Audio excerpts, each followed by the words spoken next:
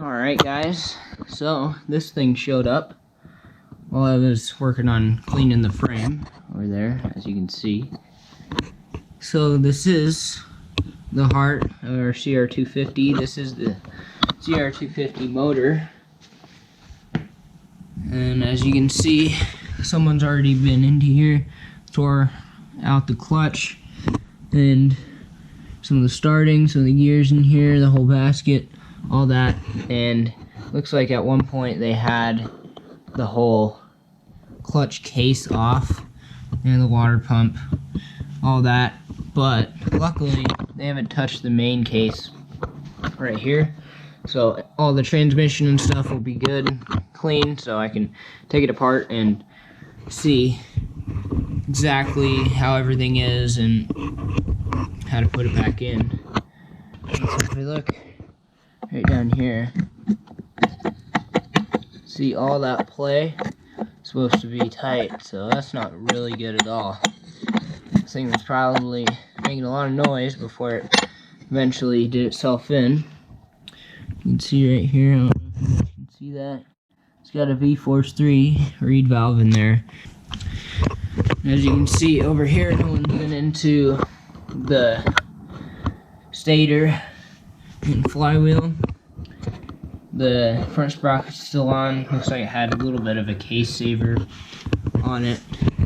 I did shift through a little bit last night. Didn't seem too bad. I'm shifting.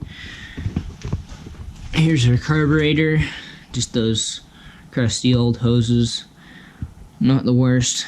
I can probably get this all cleaned up, and if enough of you guys subscribe, maybe we can get Electron. Maybe a little bit far-fetched, but if we can get some good views, then I might get Electron carburetor for you guys. So if you'd like to see that, don't forget to click that subscribe button a couple inches below the video. Alright guys, our first order has came. Let's see what's inside. There's going to be a bunch of tools and some parts for this engine rebuild. Let's see what's inside.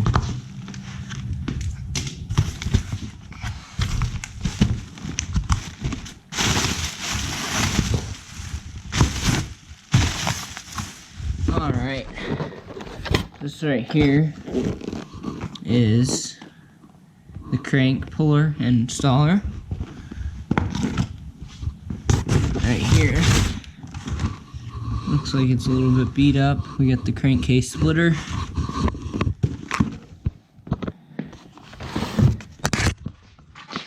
Got the whole engine gasket set.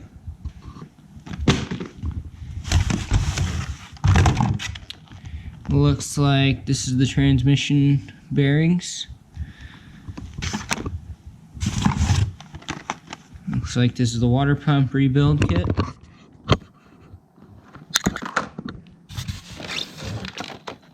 Main bearing set and seals.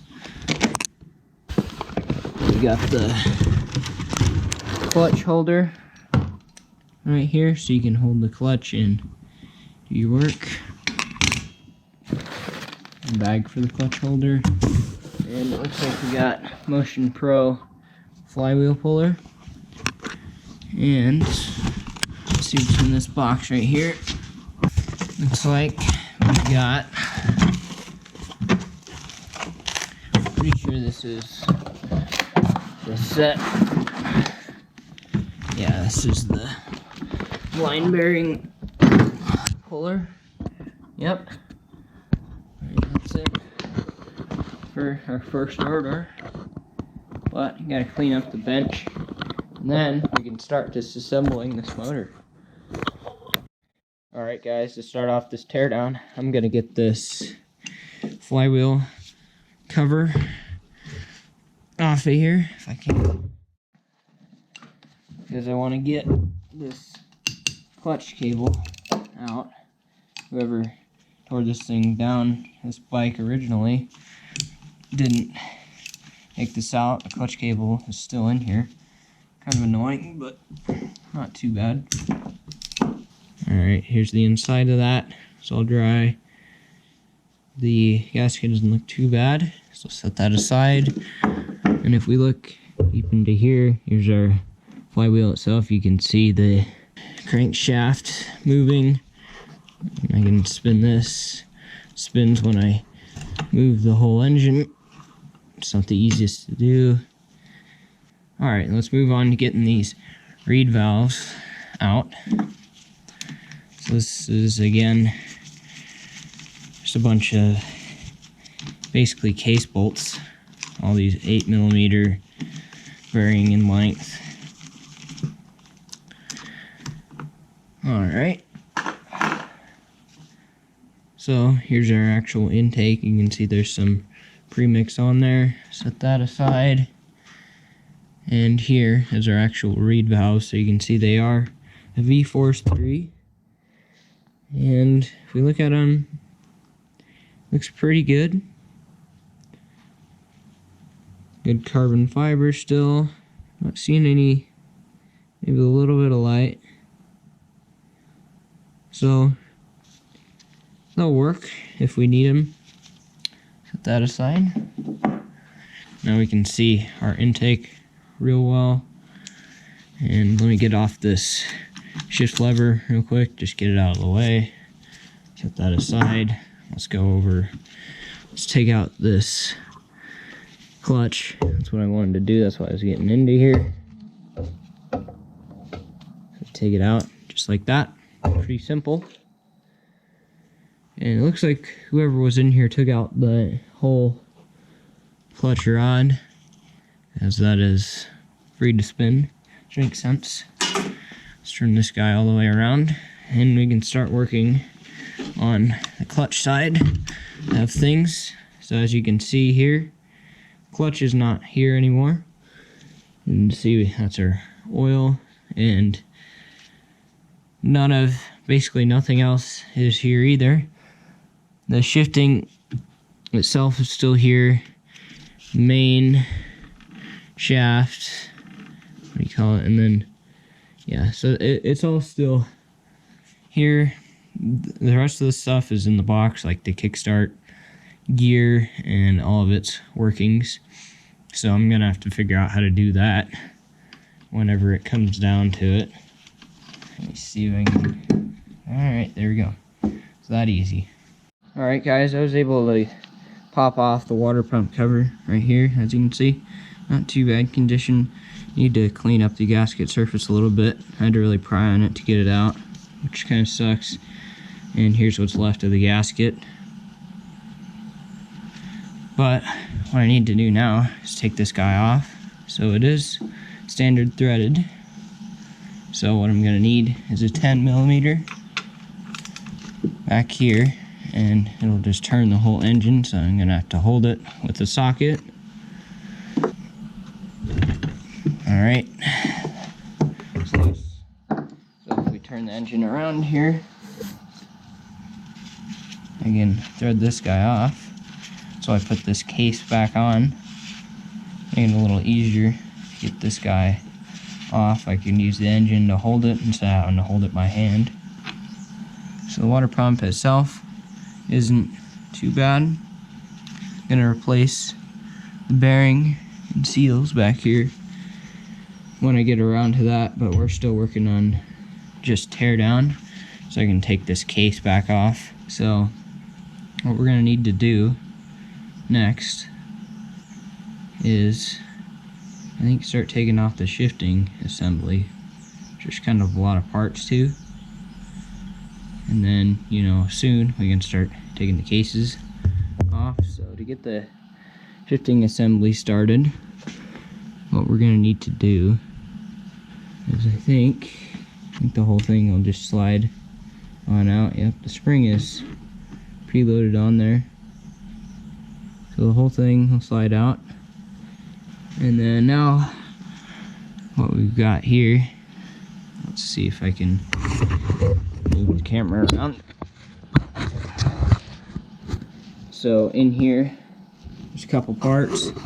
We've got to take this retaining plate off, which will kind of allow this drum to come out.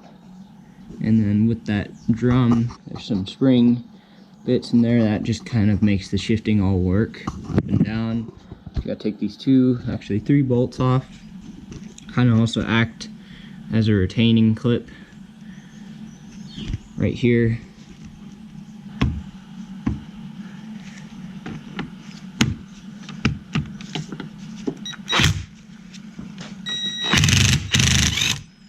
Oh yeah. So now we can get this front sprocket off. Should have been taken off a long time ago. So in here we can see these bolts that need to be removed. They look to be 12s. Let me get a better 12.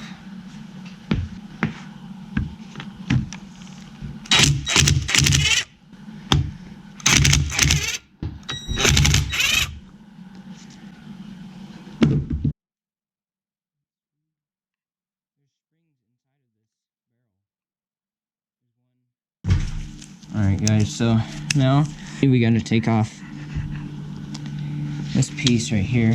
It's connected to a spring without breaking your hand.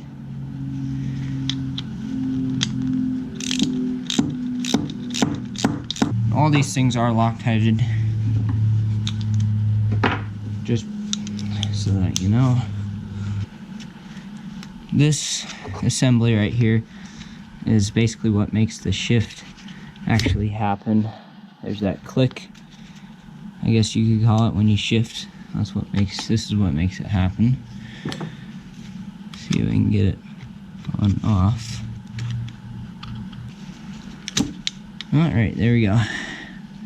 So this spring and this, basically when you shift, there's some little notches on this and it locks into place on each notch, and that's what actually makes it shift. If you didn't have that, it wouldn't shift. It would just kind of start going in between gears, doing some weird things. So it is a pretty important part here. So I'm gonna take off our crankshaft gear. That's what turns the water pump, acts with the clutch, acts with the starter, basically a ton of things on the bike. I'm gonna take that off. Alright guys, we got the bolt out for the crankshaft and its gear. Looks like it's pretty good.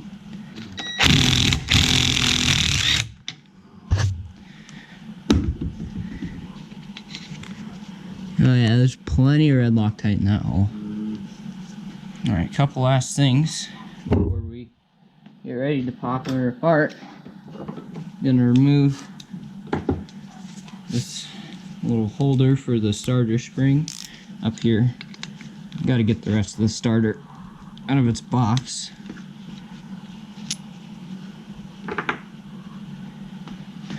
Alright, let's take a gander. Doesn't look like there's anything left. I gotta take this off before I forget.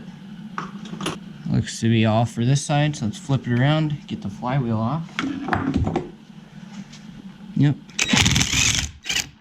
Actually, wasn't too bad. I thought it was gonna be tighter compared to some of the other things on here.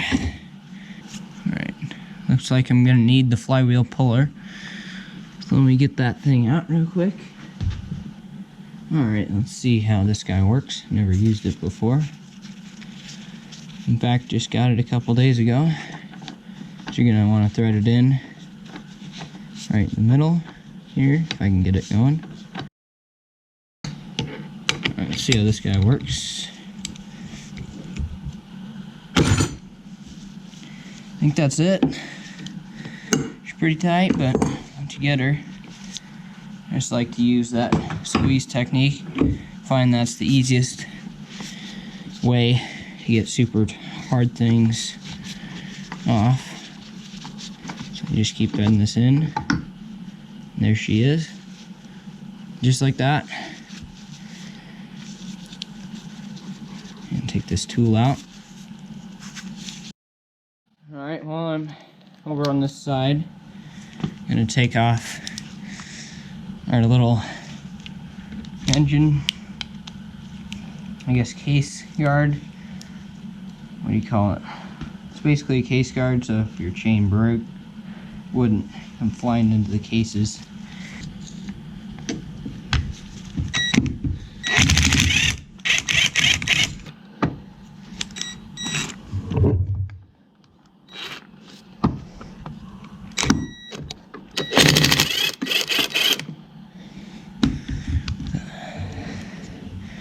Let's see if this whole plate's gonna come off.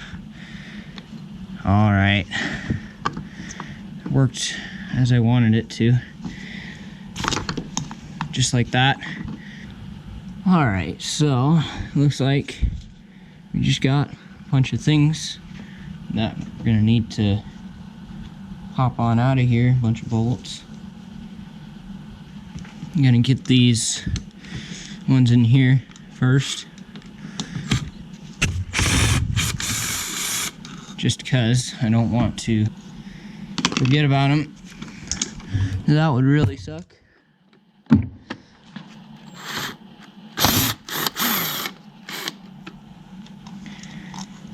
then do a check, make sure that's all the hidden guys on this side at least. So I'll just start making my rounds.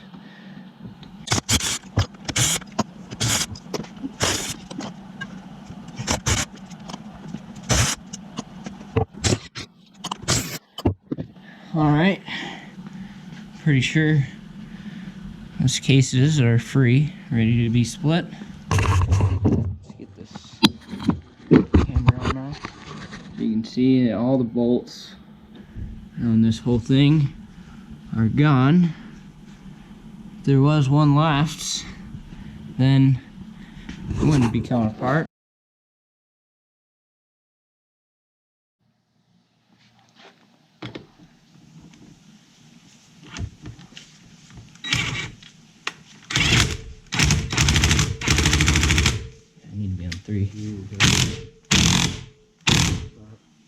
Yep.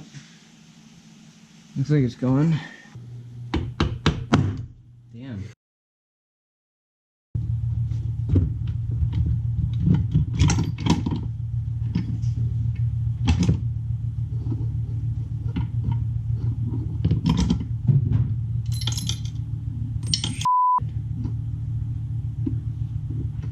That was stuck up there.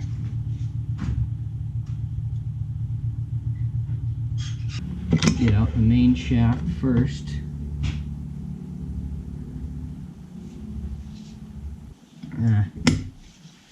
We can get them all out at the same time.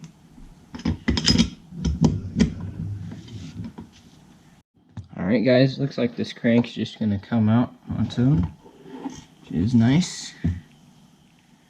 So let's take a good look at it.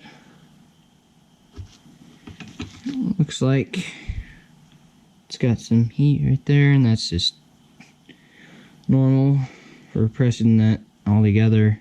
It's dirty, and check out all the play right here. That ain't right. So I'm going to be replacing this. But the camera doesn't have any battery, so I'll start cleaning this stuff up once the camera gets charged up again. So I'll get back to you.